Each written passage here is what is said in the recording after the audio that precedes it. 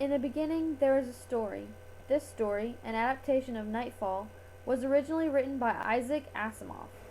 Long ago, on the faraway planet of Lagash, a great civilization had risen. Constantly bathed in the light of 6 suns, the inhabitants had no conception of night. So the Lagashian astronomers believed their universe consisted of only a few dozen stars. The barely visible lights scattered among their suns were believed to be these stars, and those that believed they had special importance were branded as cultists. In recent years, the Legation archaeologists had found the remains of 9 civilizations that had risen to the same prowess of their own, before mysteriously disappearing. It was soon discovered that every one of the Lagashian 6 suns would set every 2046 years. When this happened, pandemonium set in as the culture's cosmology, and thus their faith, was destroyed by the cold and the dark they had never known. This story illustrates the incredible importance of cosmology, the importance of having an understanding, however wrong it may be, of the world and universe in which we live. Cosmology is defined as the science of the origin and development of the universe. Modern cosmology is dominated by the Big Bang Theory. It all started in the 1920s with a scientist named Edwin Hubble. His first discovery was a Cepheid, whose distance was measured to be 1,000,000 light years away. This discovery instantly expanded the size of our universe 100-fold. Hubble made another discovery, a world-view-changing discovery. He found that the galaxies he was observing via redshift measurements were moving very rapidly away from him. This information led to one obvious conclusion: the universe is exploding. As the fleeing galaxies get farther away from us, they move with increasing speed. There are, however, some problems with the Big Bang Theory of the universe. Logically, because everywhere we look, space is the same temperature and is filled with similar patterns, all of it must have been touching at some point. But the numbers don't work out. It is impossible. To fix this, Alan Guth came up with the idea of inflation. Basically, he said that since space isn't an object, it should move faster than light and account for the extra time it would take for all sides of the universe to meet up.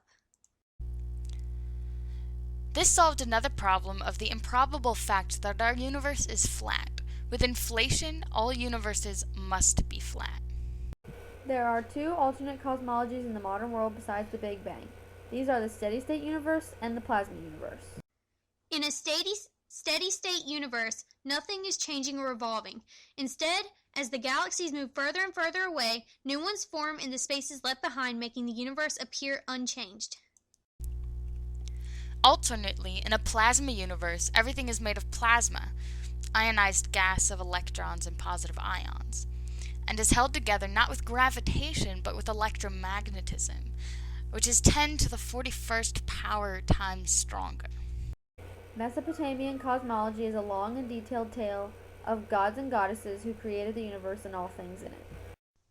It all begins with the male progenitor, Apsu, and the primal mother, Tiamat, who are found lying side by side in the primal murk. From them form Lamu and Lahamu, who then beget the horizons, who create the sky god, Anu, and the god of water and earth, Ea. Ea then creates the beautiful, manly god of the sun and creator, Marduk. Marduk's mission is to annihilate Tiamat, because Tiamat's temper has suddenly gone bad, and she becomes a chaos monster. Tiamat is armed with the worm, the dragon, the mad dog, the man-scorpion, and the howling storm. Marduk dispatches Tiamat using the winds, storms, and floods. Marduk then recreates the earth and dispatches the heavens. The highest heavens are set aside for the house of Anu, Marduk's sky god uncle. Marduk's great-great-grandfather Apsu is demoted from godlyhood to become a waterly location for the house of Ea.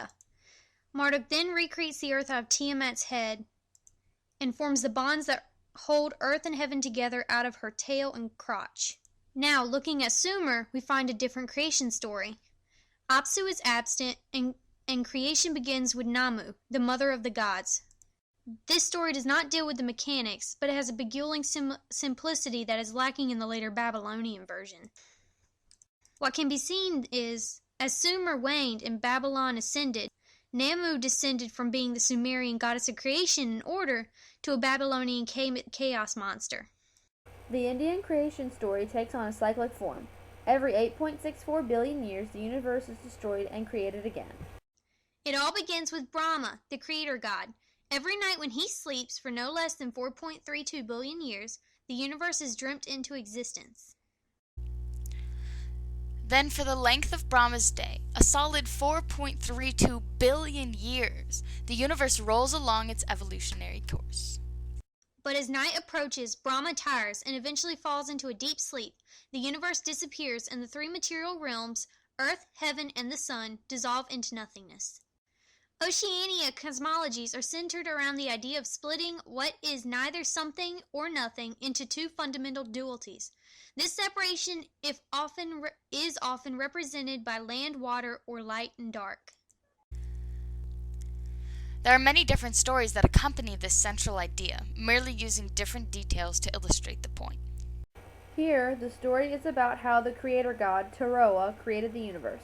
First, he split light from dark, and then from his egg-like covering seashells creates the rest of the universe. The first shell he puts off and turns over becomes the sky. The second shell creates the earth. And finally, he dismembers himself to create everything else. He creates mountains from his backbone, the land of the earth from his flesh, and other such things.